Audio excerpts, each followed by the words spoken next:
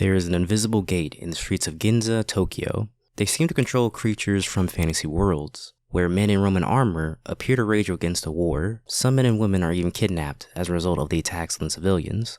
Yoji Itami is a normal otaku who rushes in to help resolve the issue, doing this so the downtown comic convention and Dojin festival won't be shut down, saving civilians, leaving them away from danger, incapacitating enemy soldiers.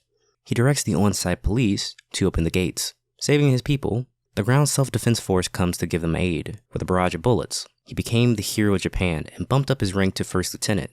Itami's Dojin convention, though, was cancelled, bringing tears to his eyes, knowing the war was lost. Because of his past actions and his heroic actions of yesterday, his unit is the go-to crisis unit for Japan. The Gate massacre of Japanese civilians, dubbed the Ginza Incident, promotes the incumbent prime minister to take action by proclaiming Japan will be sending a JSDF task force, treating this gate and the land in it as part of Japan, demanding the person responsible for these actions provide proper compensation, giving Itama no day off. Back in the imperial capital, the prime minister reports on 60% of the army being wiped out by the invaders. The people at the gate occupy the area, being too difficult to get close to. The senator urges the emperor on what he will do. The emperor decides to round up all the countries that are under him to form an army to take back the Almas Hill. At the crack of the morning, 300,000 troops attack the JSDF, who are stationed at the hill. They retaliate with a high artillery of bombs. 10,000 troops of the king's army died from the first offensive. On day 2, tanks and aerial artillery killed 40,000. At night, they go from the side of the hill. They still die by the same attacks. By the end, 120,000 of the king's men were killed in 2 days. Almost as a joke, the king tells his daughter, who's been longing to prove herself, to take her forces to get information. Itami's commander commands him to go make friendly relations with the people, being the 3rd Recon Special Unit. They find a massive fire dragon burning the forest and the village filled with people. After the attack, the JSDF find a survivor, being an unconscious elf woman, inside a well by sheer coincidence, taking her back with them. They go back to the Kota village, telling the people what happened. The people of this land have to evacuate. The fire dragons usually attack multiple times after they get a taste of human blood. In the outskirts of Kota village, a wizard and his pupil are leaving, but are stopped when a young girl has a concussion with a minor injury. As a result of the commotion, a horse gets out of control, flailing around, almost killing the wizard, Belay. The soldiers save her life. Late at night, bandits speak of plans to ambush the people of Kota village, but are given their judgment. Rory Mercury is a demigod with the appearance of a 13-year-old girl. She slaughters the men with her divine axe. His new subordinates ask questions about his orders and what they should be doing, so Itami has to lay out the cycle of what would happen if they chose to not follow his path. They send in more troops, the Empire sends more men, more people die as a result of this, failing the entire mission of entering peace talks they were given. This is where they meet the Goth Lolita demigod Rory, as she's greeted by children as the Oracle, hero to the good, the worst nightmare for the wicked. She locks eyes with Itami, asking him about what this contraption they're riding is, and where they reside. The kids comment on how comfortable it is. Hearing this, Rory wants to also ride something more comfortable, being Itami's lap. A couple hours go by, and a flame dragon attacks the carriages, killing many of the Kota villagers. The elf Tuca Luna Marcia wakes up speaking an unclear language, emphatically saying the same thing over and over again. Eventually, Itami can understand her gestures and makes out that dragon's weakness is his eyes. He orders his soldiers to attack the creature's eye. They're unable to land a shot due to poor aim and being out of range, but Rory assists them by throwing her axe, causing a mighty wind to let the RPG land, tearing off its left arm. The monster flees away. The remaining villagers honor the dead and say goodbye to the army and the refugees, being the old and the young. The Imperial Army nicknames the JSDF as the Men in Green, talking of their recent challenges of defeating the Flame Dragon. Akira goes to report to the Deep Reconnaissance Unit, and then to Itami, telling him there is a vast amount of untapped resources here. The environment hasn't yet been affected negatively in the slightest. The Japanese forces easily could conquer this area with no issue.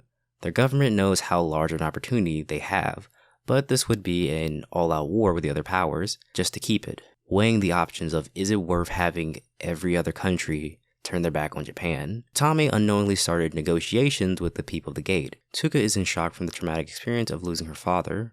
Belay, Rory, and Tuca begin a friendship. Belay is a curious girl, learning as much as she can about the culture, language, and exploring the area. Pina Colada, the daughter of the emperor, goes to find out more information from anyone she can, her searches lead up to Lord Duran, who's enraged by no one knowing what happened in the slightest on the battlefield, further enlightening her on the horrors of battle, how they waited for reinforcements to come but they never did, telling her her father was afraid his throne was going to be usurped, so he cowardly and fearfully made the knights of noble lands fight for him, knowing they had no chance of actually winning or taking back Alnus Hill. Shino and Mari come to report that Tuka has ambiguous grief syndrome. It's a psychological condition where the person thinks that someone very dear to them is still alive. She's asking for two of everything, thinking her father is still alive, even talking to herself as if he's there. They're wondering what they should do with her. Tommy doesn't want to touch this issue. Later on, Rory, Tuka, and Lele come to visit Italica with them. In Italica, bandits and soldiers from other kingdoms start to attack the walls. Pina has to lead a defense to save the people. She's asked why isn't she trying to settle the matter with no bloodshed. She offers that idea and tells them the outcome, saying it's nothing more than just surrendering Italica, saying that what follows once they open the doors, the enemy will take, they will ravage the land, causing damage to the people. All sorts of crimes and debauchery will happen once they open that gate. Pina is under immense stress of having no real soldiers to actually fight this battle. She goes to sleep knowing this. When she's woken up, she sees the men in green have arrived, with notable figures of the country, Rory, Tuka, and Lele. Rory being the oracle, Tuka coming from a distinguished elfin family, and Lele being a magic caster with a well-known master. She's nervously opening up the door and frantically knocks out Atami. In the royal meeting room, she explains that Italica is a trading country that is vital for supplies. Recently, the lord of the land passed away, leaving the government in shambles, causing a power struggle with the daughters in the surrounding kingdoms wanting to acquire it. All the soldiers that would have helped in this area are all now dead, with Atami's forces being the one who wiped him out in a recent battle. Atami offers to assist the country. Rory inquires as to why he's helping out the people that attacked his homeland. He simply tells her that he wants them to see another side of the people of Japan, and he wants to help people, of course. Hearing his response, she's elated, providing her aid. The bloodthirsty maiden runs into battle, elegantly slicing up her enemies, deriving sexual pleasure from bloodshed. Getting a little too into the battle, being in perfect sync with the JSDF. The JSDF air forces come in and eliminate the enemy. Air helicopters come to wipe out the remaining forces with high artillery machine guns. After the battle is over, Pina is very skeptical about the true intentions of the men in green. They're going to want to occupy the land and take over. They allowed enemy forces behind their line. They could easily take their people as slaves and take a vital trade city. But in peace talks, they pull their forces out, starting a non-aggression treaty with Pina. On the way back to Alnus Hill, they encounter the Red Rose army. Atami tries to not have another international war on their hand, but the Knights of the Rose provoke them. Atami tells them to go back to the checkpoint, allowing himself to be captured.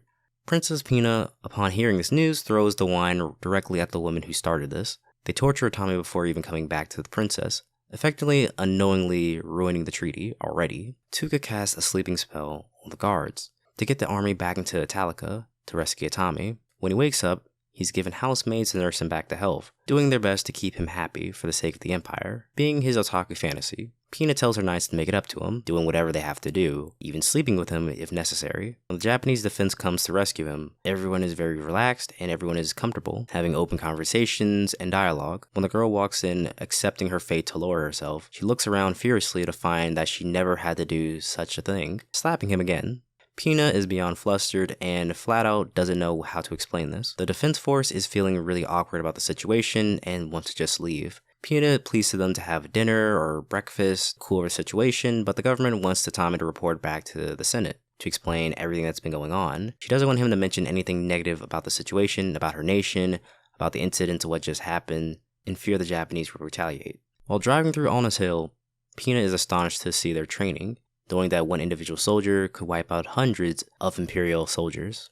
Pina and Boses have a meeting with Lieutenant General Hazama over the details of the incident, with Lele acting as a translator. Tommy takes Tuka, Lele, and Rory to the Senate to give deliberations, with also taking Princess Pina and Boses as ambassadors of the Empire. When it's time for the deliberation, the senator representative is trying to debate against the Japanese Defense Force. Doing this would show that they are incapable of handling the situation, using a number of the 150 quota villagers and the defense forces not receiving any casualties, effectively manipulating the questions and numbers to blame them for the incidents of what happened.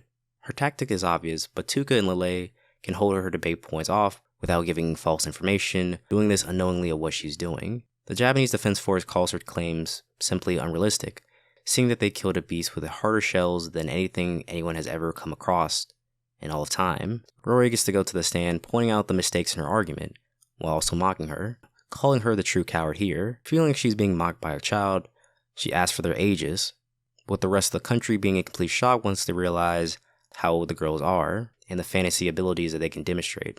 The deliberation ends with Pina and Moses being shown a book filled with their arrested soldiers and knowing they're not being treated as slaves. So that's where we're going to leave off in this video. As always, if you liked what you saw, subscribe to the channel. I'll be uploading a lot of videos just like this one, so I'll see you next time.